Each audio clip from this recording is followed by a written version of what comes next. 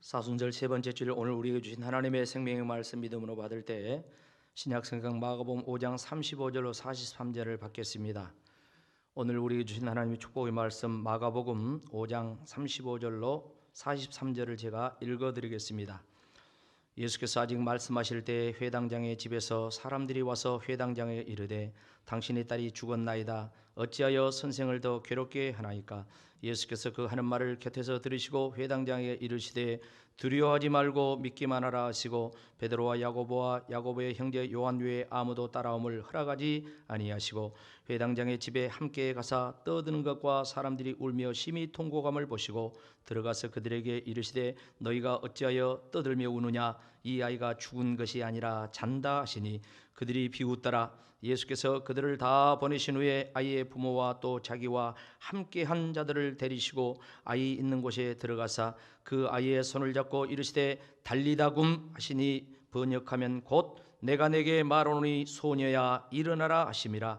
소녀가 곧 일어나서 걸으니 나이가 12살이라. 사람들이 곧 크게 놀라고 놀라거늘 예수께서 이 일을 아무에게도 알지 못하게 하라고 그들을 많이 경계하시고 이에 소녀에게 먹을 것을 주라 하시니라. 아멘. 오늘 사순절 세 번째 주일 2부 예배 나오신 여러분들에게 여러분 인생 전 영적인 부분이 됐든 간에 육적인 부분이 됐든 간에 환경이 됐든 간에 모든 부분에 있어서 일어나는 축복이 있기를 주의 이름으로 축원합니다. 아멘.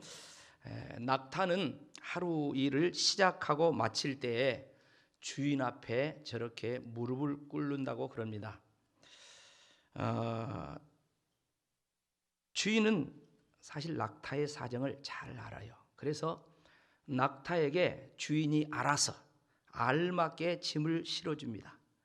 그러면 이 낙타는 주인이 내려줄 때까지 그 뜨거운 사막길을 말 없이 걸을 뿐입니다. 낙타는 비유를 하면 우리들입니다. 그리고 주인은 하나님이십니다. 하나님은 저와 여러분의 형편을 누구보다 잘 알고 계실 줄로 믿습니다. 그리고 저와 여러분이 짊어질 수 있을 만큼 인생의 짐을 지워주신다는 것이죠. 성경에 보니까 감당치 못할 시험은 허락하지 않는다, 그렇게 말씀했어요. 자, 이럴 때 여러분들은 어떤 모습으로 인생의 짐을 지면서 살고 있습니까? 방금 말씀한 낙타와 같이 겸손한 모습으로 짐을 집니까? 아니면 멍에를 매지 않으려고 발버둥치는 망아지같이 불평하며 억지로 메고 갑니까? 작은 새에게 날개는 무거운 것입니다. 그러나 그 무거운 날개 때문에 창공을 날아다니게 되는 것입니다. 그런가 하면 옛날에 보면 돛담배가 있습니다. 근데 조그만 배, 도시 배보다도 더 커, 무겁습니다. 그런데 그 큰 무거운 돛 때문에 창파, 이 바다를 항해를 하게 되는 것입니다. 저와 여러분의 인생도 크고 작은 고난이 있고 문제가 갑자기 또 생길 수도 있습니다. 그런데 우리는 그것 때문에 내 자신을 성찰해요. 반성을 해요. 내가 잘못 살진 않았는가? 회개를 합니다. 그리고 겸손하게 하나님 도와주세요, 기도하게 됩니다. 그러면서 우리가 그 문제를 통해서, 사건을 통해서 주님을 새롭게 경험하면서 우리 인생의 모든 것을 합력하여서 선을 이루는 역사를 이룰 줄로 믿습니다. 오늘 본문의 말씀은 우리가 잘 아는 말씀입니다. 앞에서부터 말씀이 이어지는데요, 앞에 보면은 예수님께서 거라사에 귀신 들린 자, 사람 노릇 못한 자를 고쳐줍니다. 그렇다 보니까 사람이 그 모습 소식을 듣고 몰려들어요. 그래서 예수님께서 거기서 나와가지고 이 바닷가로 갑니다. 바닷가로. 근데 그때 이 예수님의 귀신 쫓아내고 취했다는 소문을 들은 회당장 야이로라는 사람이 자기 딸이 죽게 되어가지고 병들어서 죽게 되어가지고 고쳐달라고 예수님께 옵니다. 예수님께서는 회당장의 간청을 들으시고 집으로 이제 가지요. 근데 가다가 또 어떤 일이 벌어지냐면 12의 혈루증, 그러니까 여자들 하혈 있잖아요. 12년 동안 하혈을 하면서 병원 의사 다 찾아다녔지만 못 고친 이 여자가 예수님의 소문 듣고 수많은 사람의 무리에 끼어서 뒤로 와가지고 예수님의 옷자락을 잡았다 했어요. 근데 그 앞에 말씀을 보니까 옷자락만 잡아도 자기가 나을 줄로 생각하고 예수님의 옷자락을 잡았다고 했습니다. 그런데 그때 혈루의 근원이 마른 것을, 그러니까 하혈이 끝인 것을 자기가 느낀 거예요. 동시에 예수님께서는 당신에게서 능력이 나간 것을 아시고 누가 내 몸에 손을 댔냐, 그런 말씀이 그 위에 나옵니다. 그리고 예수님께서는 이제 야이로의 집에 가서 본데 그 가기 전에 야이로가 그 종들로부터 소식을 또 듣는데 당신의 딸이 죽어버렸습니다. 더 이상 선생님을 괴롭게 하지 마시라고 그럽니다. 그때 예수님이 하시는 말씀이 정말 죽음은 끝이잖아요. 완전 절망입니다. 그런데 그런 야이로에게 두려워하지 말고 믿기만 하라. 그래가지고 그 집에 가서 방에 들어가서 그 죽어 널브러져 있는 그 소녀, 그 딸을 달리다고 소녀야 일어나라 해가지고 살렸다는 그런 내용입니다. 자, 오늘 이 사건을 통해서 하나님께서 우리에게 깨우쳐 주고자 하는 뜻이 무엇일까요? 몇 가지 정리하면 이렇게 말씀을 드릴 수가 있습니다. 첫째는 모든 인생에는 크고 작은 문제가 있다는 것입니다. 이 세상에 근심 걱정 없는 사람은 한 사람도 없다는 것입니다. 오늘 본문의 회당장 야이로에게도 큰 문제가 생겼습니다. 회당장 야이로는 그 직책이 유대교의 회당장이니까 사회적인 신분이라든가 저명한 인사입니다. 어쩌면 사람들이 생각할 때 저런 사람에게는 걱정 의심 없을 거다, 그런 사람이에요. 그런데 12살 먹은 외동딸이 죽게 되었다는 큰 문제가 생겼습니다. 왜 나이를 밝혔을까요? 그것은 의미가 있습니다. 이스라엘이라는 나라에서는 12살이 되면 성인식을 합니다. 그리고 여자아이들이 12살이 되면 그때부터 이제 시집을 갈 수가 있어. 그러니까 시집갈 딸이 병들어서 죽게 되었다는데 이것처럼 근심 걱정된 일이 어디가 있겠습니까? 지금부터 약 35년 전에 서울에서 저에게 전보 한 통이 왔습니다. 그때는 전화도 별로 없을 때예요. 전보 한 통이 왔습니다. 뭐라고 전보가 왔냐? 동생 사고 급상경. 서울에 여동생이 제 밑에 그리고 세 번째가 회사 다니고 있었어요. 근데 누가 사고 났는지 몰라. 그냥 동생 사고 급상경, 그런 전보가 저한테 날라들었어요. 제가 참 우스운 기도를 했습니다. 그거 받아들고 하나님, 내 밑에 동생은 얼마 안 있으면 시집 갑니다. 그 동생은 사고 나지 않게 하시고, 사고 났다는데 세 번째가 사고 났게 해주세요. 세상에 이런 기도를 했어요. 설교를 준비하는데 그게 생각이 나요. 전보를 받고 급히 서울 한림대 중환자실에 가보니까 셋째 여동생이요, 대수술을 해가지고 아직 깨어나지도 못하고 있어. 저는 그런 상황을 보고 하나님 감사합니다. 세상에 그랬다니까. 근데 결론은 이 셋째 여동생이 이 사고로 말미암아 제가 그렇게 우리 가족들을 전도하려고 했는데 그 병원에서 6개월 이상 입원하는 가운데 전도자들이 와가지고 전도해가지고 예수 믿게 되었습니다.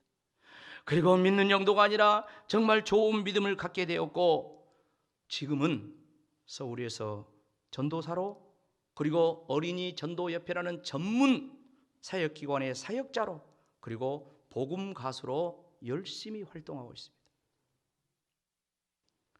이 사고가 우리 동생의 인생에 있어서는 전화위복의 역사였다.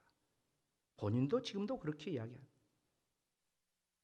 회당장 야이로가 딸 하나 있었는데 12살 배기 내일 모레 이제 결혼을 시킬 수 있는 그런 딸인데 병들어 죽게 되었어. 청천벽력 같은 일이 아닐 수가 없어요. 사랑하는 성도 여러분, 이 세상에 문제없는 사람 없습니다. 그런가 하면 20문제도 있습니다. 누가 아까 그 혈루증 앓는 그 여인, 하혈한 여인, 그 은밀한 그 여자 하혈병을 누가 알겠습니까? 등등등. 그래서 우리 속담에는 천석구는 1000가지 걱정이 있고 만석구는 10,000가지 걱정이 있다, 이런 속담이 생겨나게 된 겁니다. 가난한 자나 부자나 모두에게 인생의 문제와 근심, 걱정거리, 비하인드 스토리, 숨겨져 있는 아픔, 그런 것들이 있어요. 그렇기 때문에 우리는 문제 앞에서 남들과 비교하고 스스로 낙담하고 좌절하고 스스로 불행을 자초할 필요가 없다는 거죠. 그런데 사람들은 어려운 문제를 만날 때마다 왜 나에게 이런 일이 생겼지? 왜 나만 고난받지? 이런 생각을 많이 하면서 불평하고 원망하기도 합니다. 그래서 이런 찬양도 생겨나게 되었어요. 왜 나만 겪는 고난이냐고 불평하지 마세요. 고난의 뒤편에 있는 주님이 주실 주고 미리 보면서 감사하세요. 너무 견디기 힘든 지금 이 순간에도 주님이 일하고 계시잖아요. 남들은 지쳐 있을지라도 당신만은 일어서세. 다 같이 힘을 내세요. 힘을 내세요. 힘을 내세요. 주님이 손잡고 계시잖아요. 주님이 나와 함께함을 믿는다면 어떤 역경도 이길 수 있잖아요. 한 번 더 힘을 냅시다. 힘을 냅시다. 힘을 냅시다. 주님이 손잡고 계시잖아요. 주님이 나와 함께함을 믿 어떤 고난도 이길 수 있잖아요.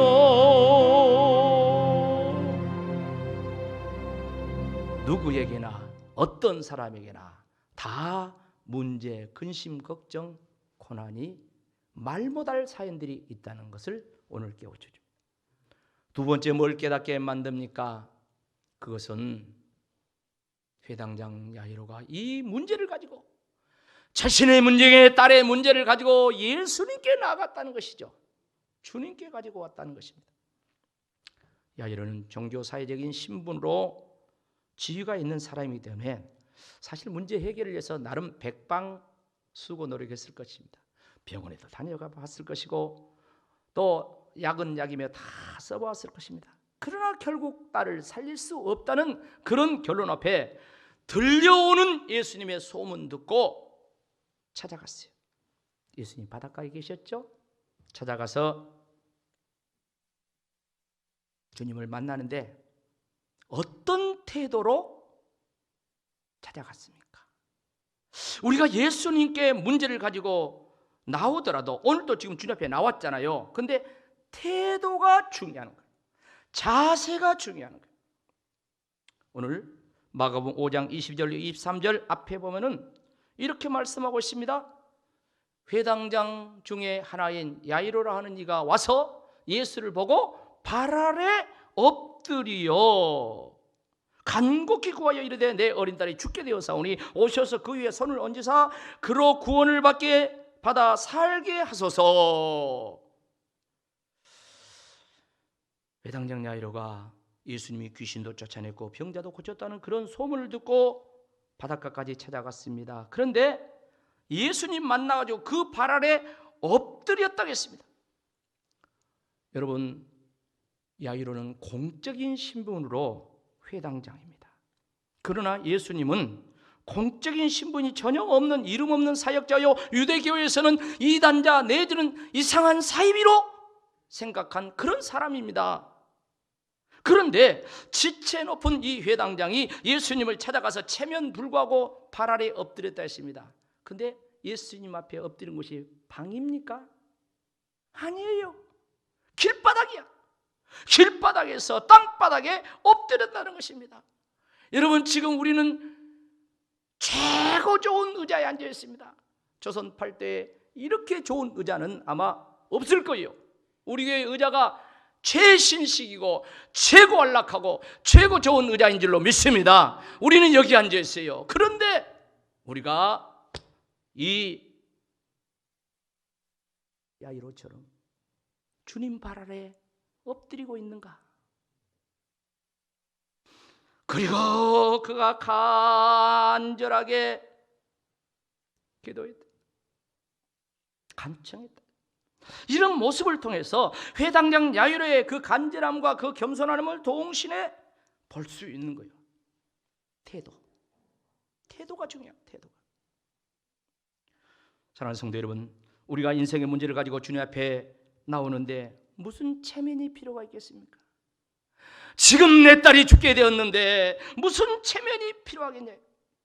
저와 여러분도 주님 앞에 나올 때 이면 체면을 버리고 겸손하게 엎드려 간구해야 될 줄로 믿습니다. 간곡하게 기도했다 했습니다. 내 어린 딸이 죽게 되었으니 내 집에 좀 오셔서 안수 기도해가지고 구원해 달라고 했습니다. 우리들에게도 이런 태도 자세가 필요하다는 것이죠. 겸손하게 간절한 심령으로 주님 발 아래 엎드려 예배하고 기도하는 이런 태도. 나를 구원해 주세요. 나를 살려주세요. 내 자식을 살려주세요. 내 남편을 살려주세요. 내 환경, 삶을 다 죽게 되었습니다. 이게 필요하다는 거예요. 성경에 보면 이런 자세로 하나님 앞에 나와서 간절하게 기도한 사람은 모두 다 주님 만나고 응답받은 줄로 믿습니다. 한 예를 소개하면 이사야서 38장에 유다 히스기야 왕이 병들어서 죽게 되었다고 이사야라는 선지자를 통해서 하나님의 사형 선고를 전달합니다. 이 사형 선고를 들은 히스기야 왕이 어떤 반응을 합니까? 이사야서 38장 2절 3절 말씀 이렇게 이야기합니다. 히스기야가 얼굴을 벽으로 향하고 여호와께 기도하여 이르되 여호와여 구하오니 내가 주 앞에서 진실과 전심으로 행하며 주의 목전에서 선하게 행한 것을 기억하옵소서 하고 히스기야가 심히 통곡했다 그랬습니다. 너는 죽고 살지 못하니까 네 집에 유언해라 그랬어요. 그 하나님의 유언장을 받아든 사형 선고를 받아든 이 히스기야 왕이 얼굴을 벽으로 향하고 하나님께 기도했다 했어요.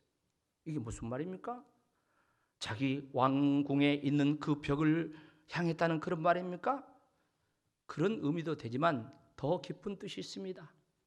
유대인들은요, 지금도 무너진 성전 없지만 그 성전터에 있는 그 북쪽에 있는 통곡의 벽이라는 곳이 있습니다. 그 벽에 가서 이렇게 기도합니다. 못 가면 그곳을 바라보고 기도합니다. 그러니까 히스기야 왕이 벽을 바라봤다는 말씀 무슨 말입니까? 성전을 향하여 하나님을 향하여 그렇게 기도했다는 그런 말입니다. 하나님만 절대적으로 의지했다는 그런 표현이요. 왕이니까 말 한마디면은 전국의 명의들이 다 달려옵니다. 약은 말할 것도 없습니다. 그러나 죽고 살지 못한다는데 이 사형 선고 앞에서 히스기야가 취할 수 있는 것은 하나님만 바라보고 심히 통곡하면서 기도했다. 그때 어떤 하나님의 응답이 왔다고 말씀합니까? 이사야서 38장 4절로 6절로 보면 이렇게 말씀하고 있습니다. 이에 여호와의 말씀이 이사야에게 임하여 이르시되 너는 가서 히스기야에게 이르기를 내 조상 다윗의 하나님 여호와께서 이같이 말씀하시기를 내가 내 기도를 들었고 내 눈물을 보았노라. 내가 내 소환에 15년을 더하고 너와 이 성을 아수르 왕의 손에서 건져내겠고 내가 또 이 성을 보호하리라. 아멘. 히스기야 왕이 눈물로 통곡하며 기도할 때 하나님의 응답이 이사야 선지자를 통해서 왔습니다.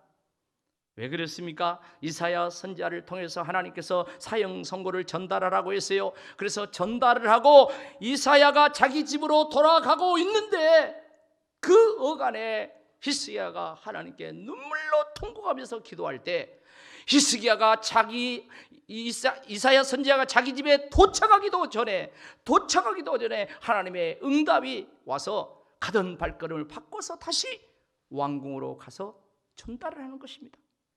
이렇게 속하게 하나님의 응답이 왔다는 그런 말씀입니다. 내가 내 기도를 들었고 내 눈물을 보았노라. 네 생명에 15년을 더할 것이다. 그리고 아수르라는 나라가 지금 유다를 집어삼키려고 합니다. 북이스라엘은 이미 정복해 버렸어. 남유다를 집어삼키려고. 그런 상황 속에서 거기서 건져내겠고 예루살렘 성을 보호하겠다. 그렇게 말씀합니다.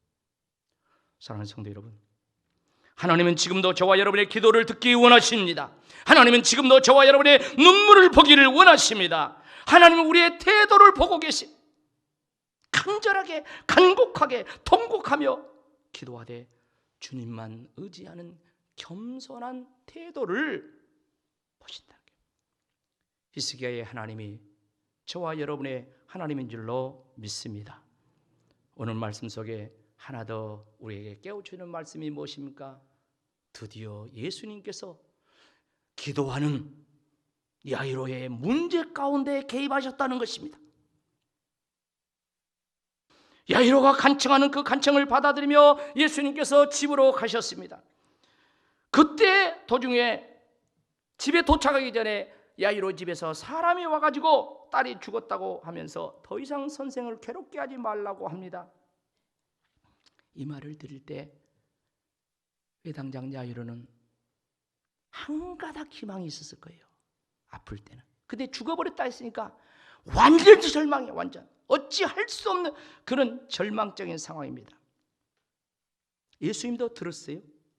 그런 상황 속에서 예수님께서 야이로에게 뭐라고 이야기합니까? 오늘 보면 36절에 이렇게 이야기합니다. 같이 크게 읽어봅시다. 시작. 예수께서 그 하는 말을 곁에서 들으시고 회당장에게 이르시되 두려워하지 말고 믿기만 하라. 아멘. 한 가닥 희망을 가지고 예수님 찾아왔는데 딸이 죽어버렸다고 하니까 완전 절망이죠. 끝이요. 그런 상황이 있는 이 야이로에게 예수님께서 같은 말을 들으시고 두려워하지 말고 믿기만 하라고 했습니다. 예수님께서 회당장 야이로의 집으로 가시는 길에 바로 앞에 보면 어떤 일이 있었습니까? 12의 혈루증 앓는 여인이 백약이 무효였는데 예수님 소문을 듣고 수많은 무리 가운데 끼어와서 예수님 옷에 손을 대었습니다. 이 여자는 예수님 옷에만 손을 대어도 구원을 받으려 생각했다고 그렇게 위에 말씀하고 행동했어요. 그런데 어떤 일이 났습니까? 혈류의 근원이 마르며 병이 나은 줄을 자기 몸에 느꼈다고 했어요.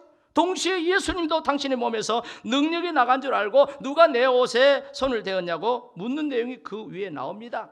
그때 여자가 벌벌벌 떨면서 예수님 발 아래에 엎드려서 모든 사실을 말했어요. 그 말을 들은 예수님께서 이 여자에게 뭐라고 합니까? 오늘 보면 바로 위에 34절입니다.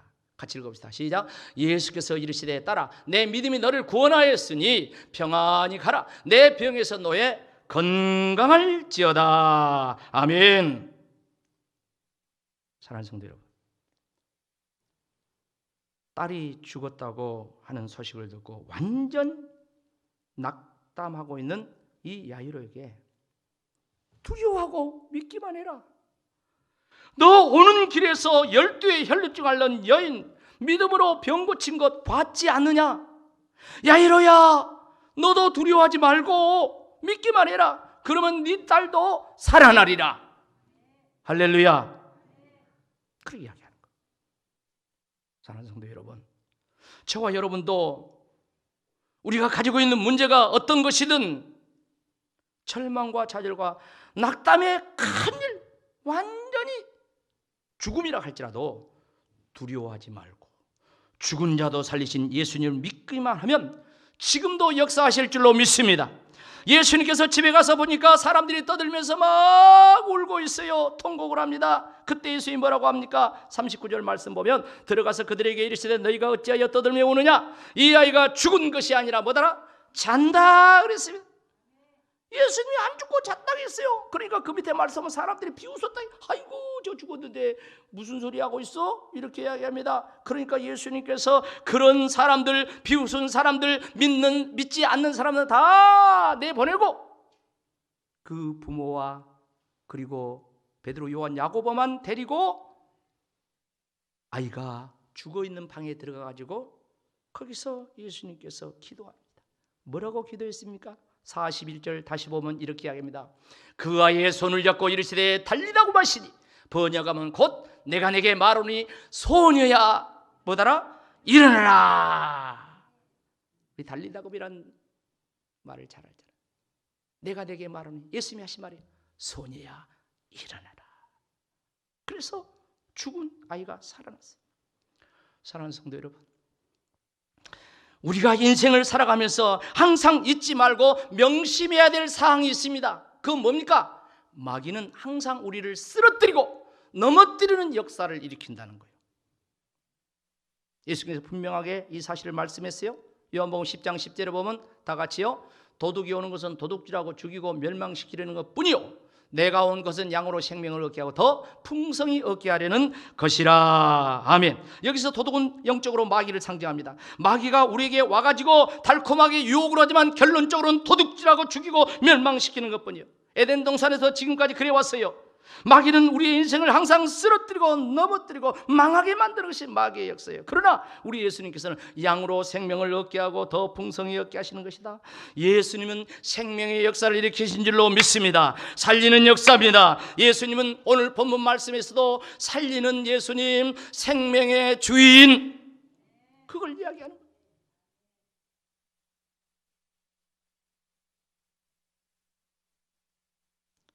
예수님께서는 본문에 죽은 소녀를 일으킨 것처럼 지금도 달리다고 일으키고 계신다는 거예요. 예수님 말씀합니다.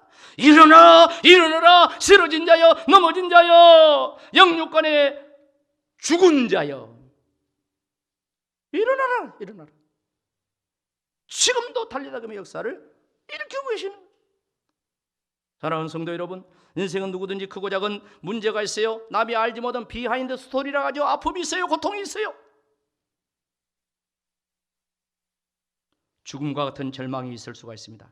그러나 예수 믿는 우리는 낙심하지 맙시다. 두려워하지 맙시다. 믿음을 가지고 주님 앞에 간절히 기도합시다. 주님께서 개입하셔서 달리다곰의 역사를 일으키실 줄로 믿습니다. 야이로 딸 소녀도 살았습니다. 그런가 하면 성경에 그것만 있는 것이 아니라 과부의 외아들 청년이 죽어가지고 상여가 나갑니다. 과부가 너무 불쌍해. 예수님이 불쌍한 그 과부를 보고 상여를 멈추고 청년아 일어나라 할 때 상여 관 속에 있는 청년이 일어났어요. 그런가 하면 예수님의 친구 나사로가 병들어서 죽었습니다. 나흘이 되었습니다. 무덤에 갇혀 냄새납니다. 그러나 돌을 굴려내고 나사로야 나오라 할 때 죽은 나사로가 살아난 줄로 믿습니다. 이것은 무슨 말입니까? 바로 그 예수님이 우리의 예수님이고 우리도 살리고 계신다. 앞으로도 살릴 것이다. 그런 말씀이에요. 우리들에게도 벌떡벌떡 일어나야 될 그 영역들이 많이 있습니다. 지금 코로나로 인하여 수많은 사람들이 심리적 불안에 낮아빠져 있습니다. 온 국민이 코로나 우울증으로 일어나지 못하고 있습니다. 힘들어하고 있습니다. 이런 가운데서도 우리는 일어나요. 육신의 병든 자도 일어나야 됩니다. 물질의 병든 자도 일어나야 됩니다. 영혼의 병든 자도 일어나야 됩니다. 사명의 병든 자도 일어나야 됩니다. 우리 모두 넘어진 자리에서, 주저앉은 자리에서 예수님의 이름으로 달리다금의 역사를 일으키를 축복합니다. 아멘.